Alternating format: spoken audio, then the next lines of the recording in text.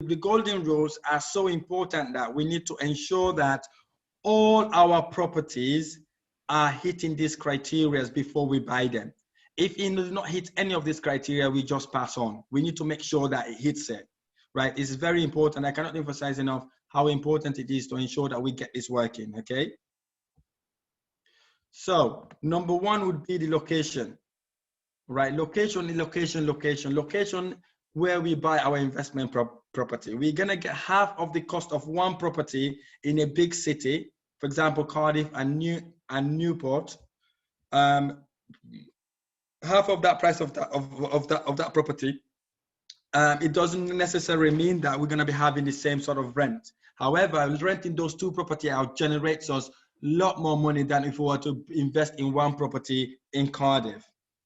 Right, so we need to look for properties that are very close to the city or a town that are very close to a bigger city that we could buy the property at that price, so we can generate rent in both angles. However, if we're looking to invest in HMO properties, we need to make sure that those properties are in very close to city center, town center, and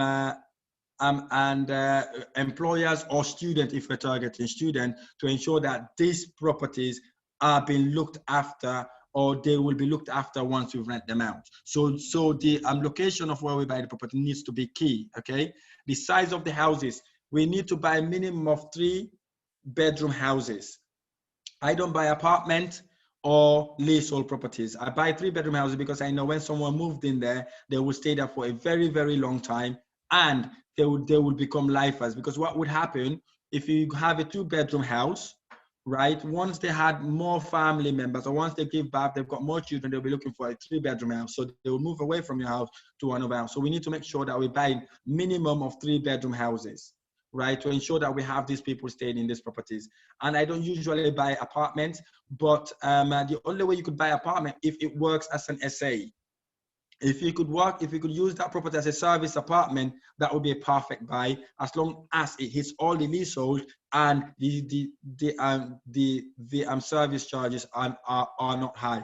I don't necessarily buy apartments because the time I used to invest, I don't look at a service apartment. Then I did not know about the service apartment. However, if you're going to buy a service apartment house, it needs to ensure that it's very close to the city center, and it will generate you a lot more money than if you were to buy a house in the same area, right?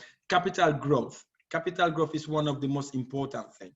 So when we are investing, it is vital important we buy our properties in a high capital appreciation area with a great cash flow. The north of England, property growth average increased annually by 7.5%. in the past 80 years. So we need to make sure we're hitting those areas.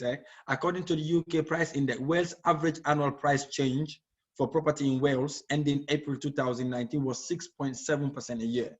So you can see here, if we buy a property, we do it up, we don't just get the discount, we also get capital appreciation. That's 7.5% in average over the past 80 years, and it will continue to grow. Right?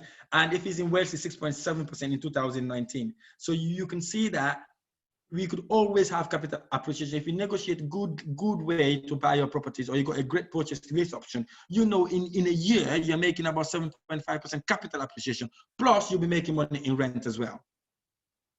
Okay, so we need to bear that in mind. The fourth most important thing also is cash flow.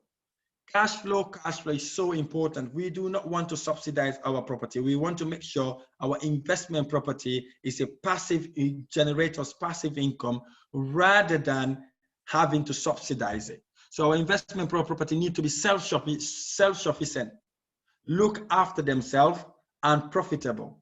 Therefore, we need to make sure they are cash flow correct, right? And ensure that it's generating a positive cash flow. In this example, I'm going to switch my screen again over so that you can see what I'm talking about. We've gone through it already on the calculations, but I just want to reemphasize how important it is for us to ensure that our property investment are cash flow positive. If it's not cash flow positive, we walk away from the deal. We absolutely walk away from the deal because it wouldn't be any good to us, okay? So if I share with you an example here, so you can see exactly what I'm talking about, right? So if you can have a look at here now, you can see here, we assume we bought this property for £100,000, right? and the property is generating us a rental income of £700 per calendar month. Okay, so we're going to assume our mortgage on that property, interest only, is £250, right?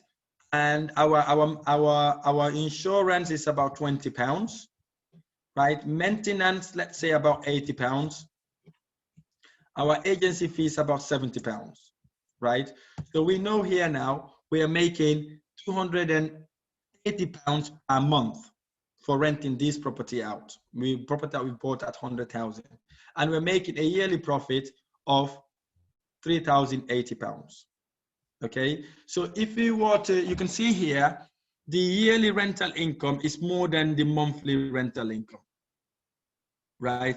In a situation where the yearly rental income is less than the monthly rental income, we reject the deal, right? We did not accept. Say, for example, if we were only making £55 profit a year, right? So you can see here, we're making £605 profit a year. So if that £605 is less than our monthly rental income, we reject the deal. Right, we do not accept the deal because it will be a rope on our neck, and it will not generate us money. We would have to subsidize that property. So always, we have to make sure our yearly rental income, which is 11 months, is more than our monthly rental income. Right, the net profit always have to be that. So this is the reason why we need to ensure that we actually do this cash flow before and after we view the property, and after we've done all our due diligence to ensure that the property is cash flow correct. Right, if it's not cash flow correct, we would pass on the deal. Right, we'll pass on that. We don't take it on, because if we take it on, it will just be a rope in our neck, and it will cause us so many troubles. We always have to make our yearly net profit needs to be more than our monthly rental income.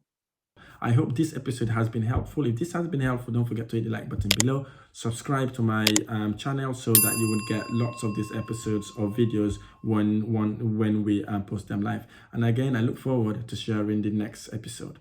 Thank you for listening.